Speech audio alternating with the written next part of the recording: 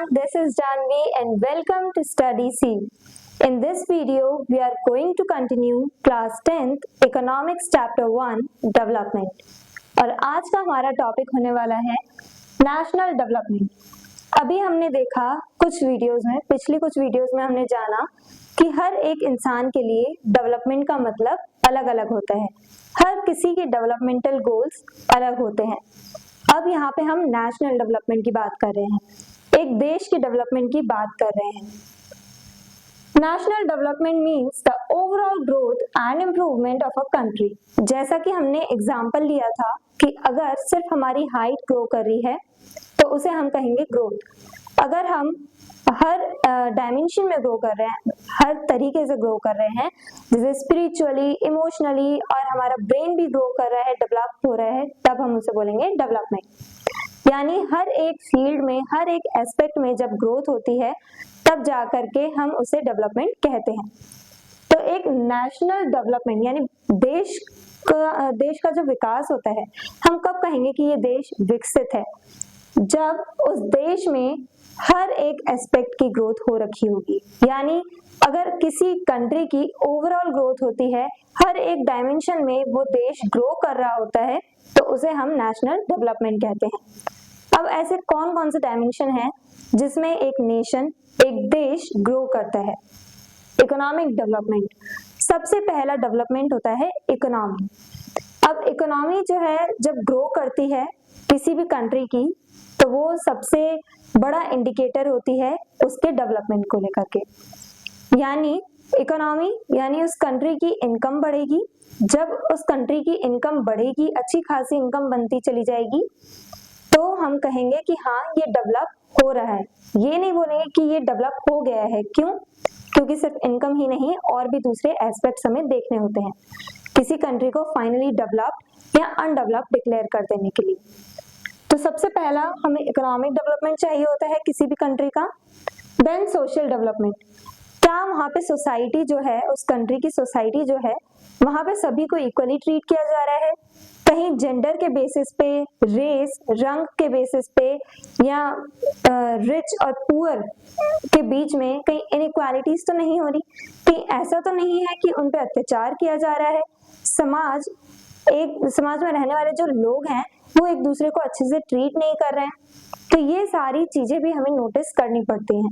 और अगर सब स्मूथली चल रहा है, काफी अच्छे से चल रहा है सोसाइटी में, तो यानी वो कंट्री सोशली भी डेवलप कर रही है।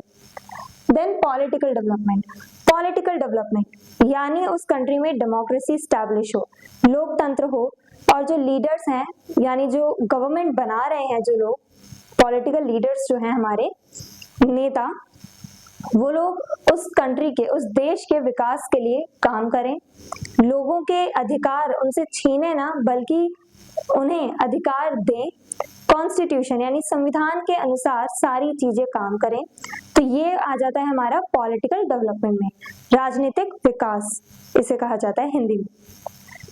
तो जब कोई कंट्री, जब कोई देश इकोनॉमिकली भी ग्रो कर रहा है, यानी उस कंट्री में इनकम अच्छी खासी जनरेट हो रही है, वहाँ की सोसाइटी में भी सब कुछ स्मूथली चल रहा है, और पॉलिटिकल डेवलपमेंट यानी वहाँ पे डेमोक्रेसी स्टैब्लिश है और सभी लोगों के पास इक्वालिटी, फ्रीडम, सारी चीजें, सारी फैसिलिटीज अवेलेबल हैं। Health care facilities, educational facilities, ये सब भी अगर गवर्नमेंट प्रोवाइड कर रही है, तब हम जा करके कहेंगे कि वो कंट्री जिसके बारे में हम अभी बात कर रहे हैं, जो इन तीनों एस्पेक्ट को फुलफिल करती है, वो असल में डेवलप्ड है। कंपैरिजन ऑफ कंट्रीज, अब हम दो या दो से ज्यादा जितने भी कंट्रीज हैं उन्हें कंपेयर कैसे करते हैं? हम कैसे कहते हैं कि ये कंट्री डेवलप्ड है और ये अनडेवलप्ड है? इन्हें कंपेयर कैसे किया जाता है एक दूसरे के साथ? Two major national development, countries are often compared using national income। और national income क्या होता है? total income of the country। अब जब भी हमें कंट्रीज को कंपेयर करना होता है, देशों को एक दूसरे से कंपेयर करना होता है, तब हम लोग सबसे पहले नेशनल इनकम देखते हैं। नेशनल इनकम यानी उस देश में काम कर रहे हर एक इंसान की इनकम को जोड़ के जो टोटल इनकम निकलती है, उसे नेशनल इनकम कहा जाता है। अब नेशनल इनकम हो सकता है कि बहुत ज़्यादा निकली हो। अगर इंडिया की बात करें तो सबसे ज़्यादा पॉपुलेशन तो इंडिया चाइना में ही है। यहाँ की जो इनकम है वो तो हमें काफ़ी ज़्यादा अच्छी खासी देखने को मिलेगी, लेकिन क्या इतनी सारी जो पॉपुलेशन है उनमें हर एक इंसान के पास इनकम का फ्लो हो रहा है? क्या हर एक इंसान तक जॉब अपॉर्चुनिटीज पहुंच रही हैं, वो पैसा कमा पा रहा है? ये सारी चीजें भी नोटिस करनी होती हैं। तो इसीलिए पर कैपिटा इनकम यूज किया जाता है। पर कैपिटा इनकम यानी पर हेड कंट्री में एवरेज लेवल पे एक इंसान कितना कमा रहा है। टोटल इनकम को हम डिवाइड कर देते हैं, यानी नेशनल इनकम जो हमने निकाली है सभी सिटीजन्स की इनकम को सम करके उसे जोड़ के ऐड करके जो हमने नेशनल इनकम निकाली है उसी को डिवाइड कर देंगे उस कंट्री की पॉपुलेशन के साथ, तब हमारी पर कैपिटा इनकम निकल के आती है। हो सकता है कि पर कैपिटा इनकम कभी ज्यादा हो किसी पर्सन की, जैसे पर कैपिटा इनकम हम एक एवरेज निकाल रहे हैं। अब जरूरी नहीं है कि हर एक इंसान उतने ही पैसे कमा रहा है, कुछ लोग ज्यादा कमाते हैं, कुछ लोग कम कमाते हैं।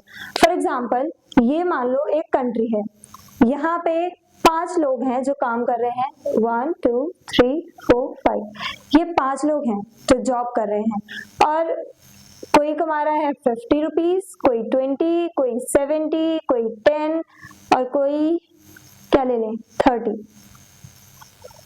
तो 100, 150, 60, 70, 80, यहाँ पे 180, ये आ गई हमारी नेशनल इनकम। 180 है हमारी नेशनल इनकम।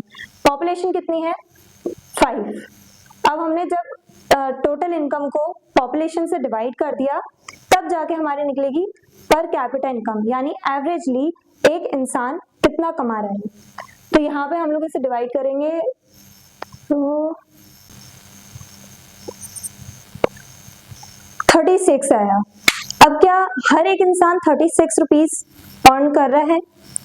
यहाँ पे 36 से ज्यादा अर्न कर रहे हैं ये, और ये सब 3 लोग जो हैं वो 36 रुपीज से कम उनकी इनकम है, यानी कि हमने एक एवरेज निकाला है। जरूरी नहीं है कि हर एक इंसान उतना ही अर्न कर रहा हो, तो यहाँ भी काफी प्रॉब्लम होती है, पर हम पर कैपिटा इनकम के हिसाब से चलते हैं। हम पर कैपिटा इनकम के बेसिस पे कंट्रीज को कंपेयर करते हैं एक दूसरे के साथ। Then important aspects of national development.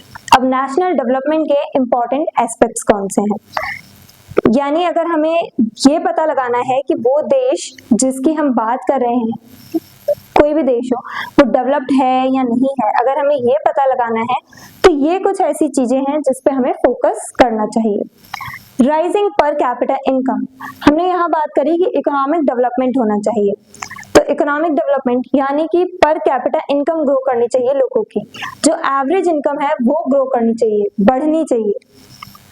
Equality and justice, सभी लोगों को इक्वली ट्रीट किया जाना चाहिए, समाज में भी और कानून के नजरिए से भी सब एक बराबर होने चाहिए।